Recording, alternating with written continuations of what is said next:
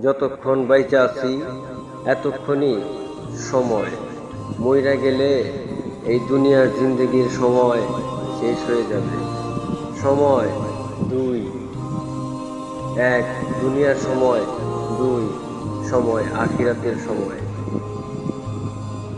সময় গেলে সাধন হবে না। সময় যাওয়ার পরে যতই চেষ্টা করি আরেকটা বার দুনিয়ার মধ্যে ফিরা যাই মৃত্যুর পরে, সেটা কি আর সম্ভব হবে? সম্ভব হবে না। সময় দুই, এক দুনিয়ার সময়, দুই আখিরাতের সময়।